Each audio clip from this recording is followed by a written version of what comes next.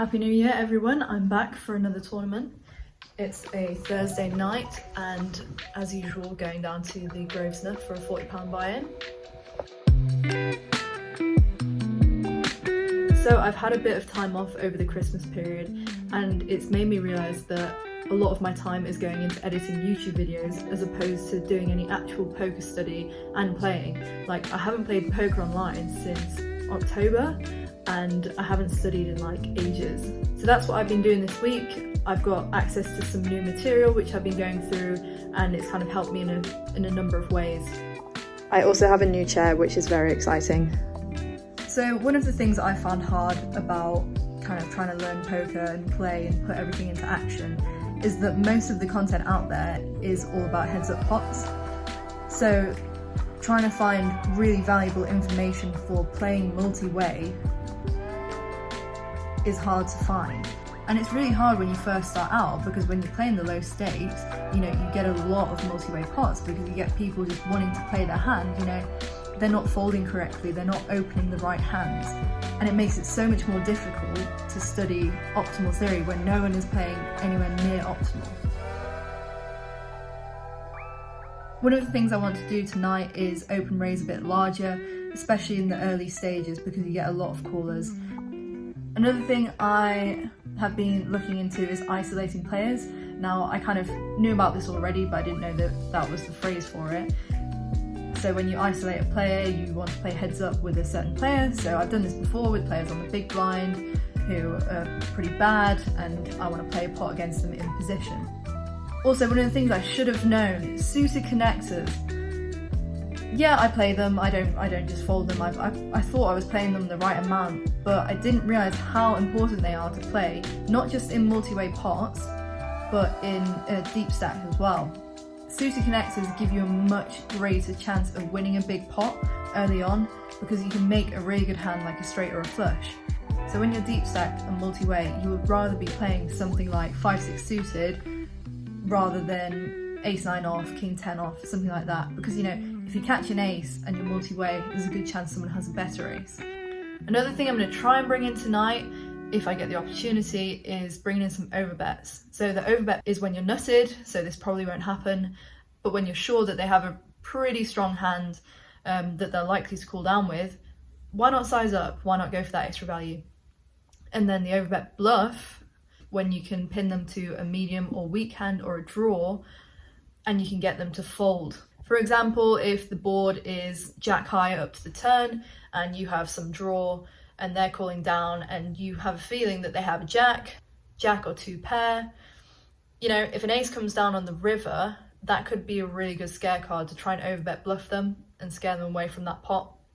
So I've actually had a really long day at work and I'm not feeling fully energized, but I'm feeling good enough. I really wanted to play yesterday, but there was nothing on yesterday, so here we are.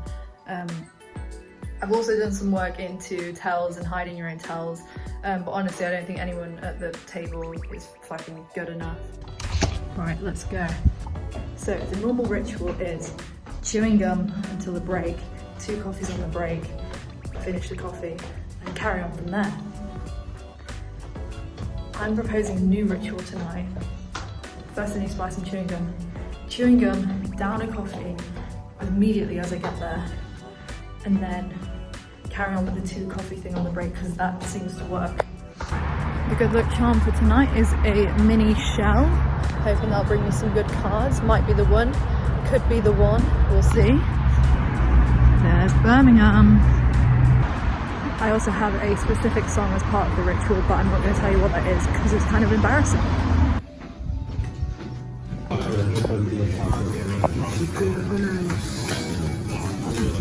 Just so you know. Got what I wished for quite early on, middle position, 3-bet aces after 2 limpers, got a couple of callers, flop came down 2 spades. I continued,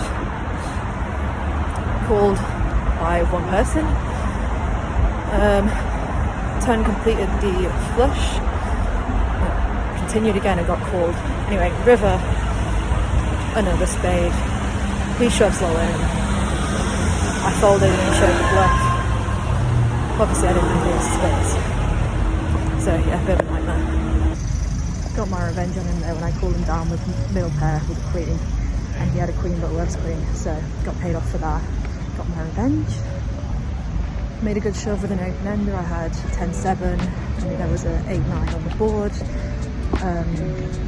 Shoved all in after a flop c-bet, and he thought for a while, and then folded a 5, so he had a pair of 5s. But yeah, it was good, you know, having the 10-7 blocks 9-8 and blocks 6-7, so that's definitely good. He didn't have an open pair as well, so I was pretty sure I'd get the fold there, but still no call. Even if he called with the 5, there's a good chance I'm hitting something. So yeah, going back from the break with about 24 big blinds. Let's see what we can do with that.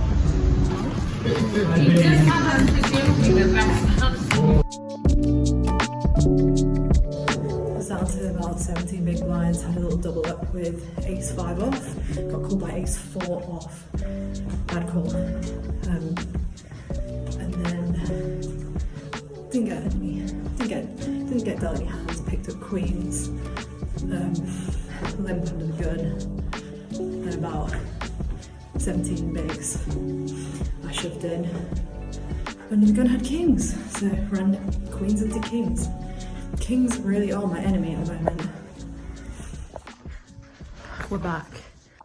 So the craziest thing that happened tonight, got to the river, a guy asked, have you checked?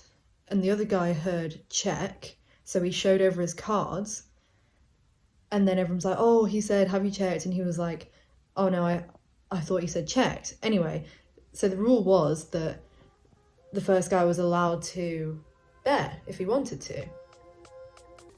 So the guy that turned over his card had bottom pair, right? And there was 2 7s on the board, and he had a 5. So anyway, here, what are you doing? If you've got nothing, or worse than that, you're going all in, because he's not going to call with bottom pair, is he? If you've got something better than that, you're going to bet, because he can either call or fold. So you're going to bet to try and get him to call. Anyway, the guy just turned over his cards. He had trip 7s.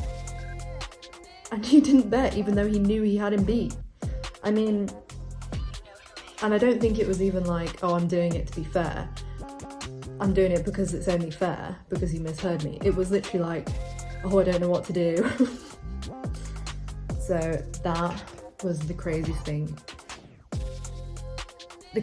I saw tonight.